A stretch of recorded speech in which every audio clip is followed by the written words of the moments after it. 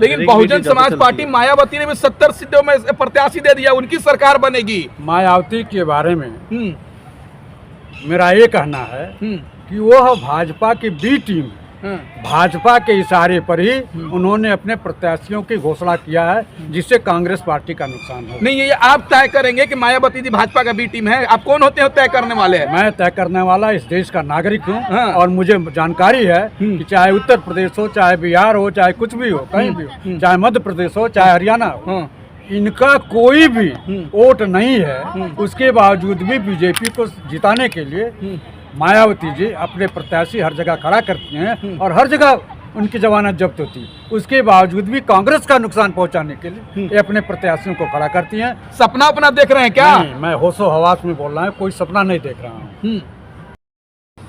शीला दीक्षित के किए हुए काम को आम जनता अवैध करने लगी है और इसी माहौल को देखते हुए यहाँ कांग्रेस प्रत्याशी भारी बहुमत से चुनाव जीतने जा रहे हैं और कांग्रेस की सरकार बने। चाहे हुए केजरीवाल खुद नहीं, बहुजन समाज पार्टी का, बहुजन समाज 85% तो बहुजन समाज पार्टी का वोट है, वो आप लोग और आम आदमी पार्टी ने वोट काट रखा है ना। आप बताइए उत्तर प्रदेश में कितनी सीटें जीती हैं?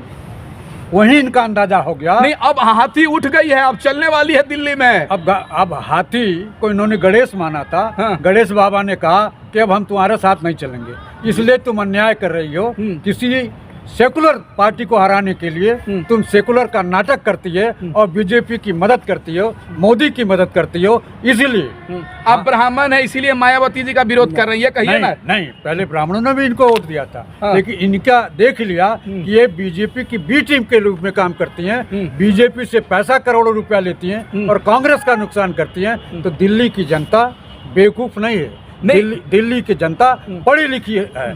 इसीलिए इन्होंने माहौल में कांग्रेस पार्टी को जिताने का, चाहे पूर्वांचल का आदमी हो, चाहे बिहार का आदमी हो, निश्चित रूप से तय कर लिया कि दिल्ली की सरकार अब की कांग्रेस की सरकार बनेगी। नहीं, आप लोग का तो खाता नहीं खुल रहा है, 10 सालों से विधायक नहीं है, तो कैसे कांग्रेस सरकार बनाएगी महाराज?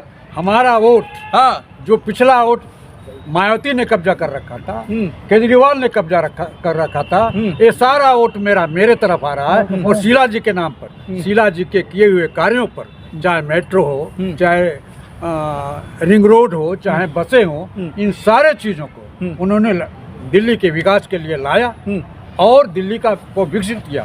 अरविंद केजरीवाल प्रेस कॉन्फ्रेंस में कह रहे हैं कांग्रेस भाजपा से मिलकर चुनाव लड़ रही है, आप लोग भाजपा के एजेंट हैं। माय डियर, आप लोग पढ़े लिखे आदमी नहीं, हम पढ़े लिखे, लेकिन अरविंद केजरीवाल कह रहे हैं ना।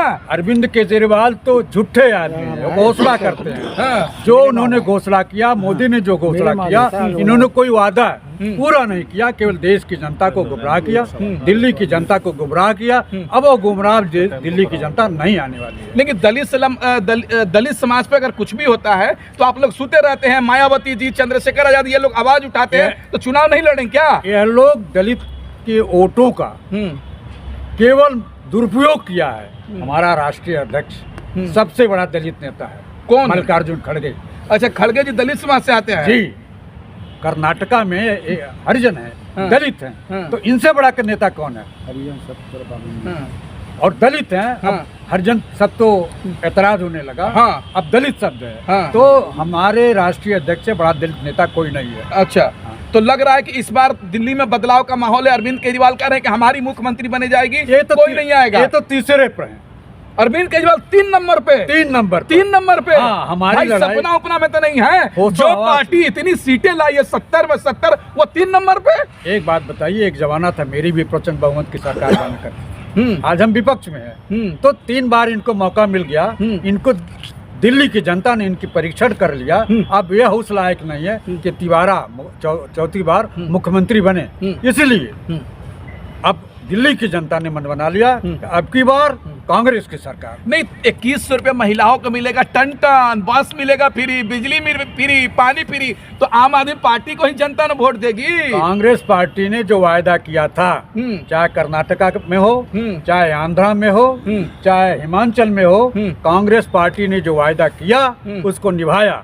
हमने करोड़ों करोड़ रुपया डॉक्टर मनमोहन सिंह के रिजीम में कहा था कि किसानों के कर्जे को माफ करूंगा, हमने माफ किया।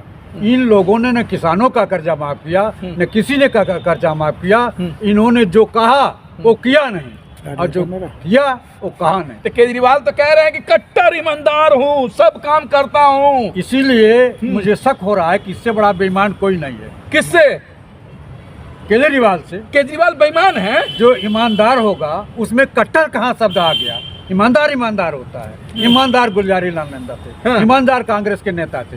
वो कभी नहीं कहते थे कि मैं कट्टर ईमानदार हूँ। जिसकी नीयत में खोट होती है वो अपने को कहता मैं कट्टर ईमानदार हूँ। डॉक्टर नरेंद्र मोदी ने भी कहा था हम 2 करोड़ लोगों को रोजगार देंगे, दिया। बेरोजगारी दूर करेंगे, दिया। महंगाई दूर करेंगे, दिया। अच्छे दिन तो आ गए मोदी जी के राज में। हाँ, अच्छे दिन आ गए। हाँ। 200 रुपया कड़ुआ तेल, 200 रुपया लीटर कड़ुआ तेल हमने खरीदा। इससे बड़ा अच्छा दिन क्या होगा? हर दवाई का दाम बढ़ गया, इससे अच्छा दिन क्या होगा?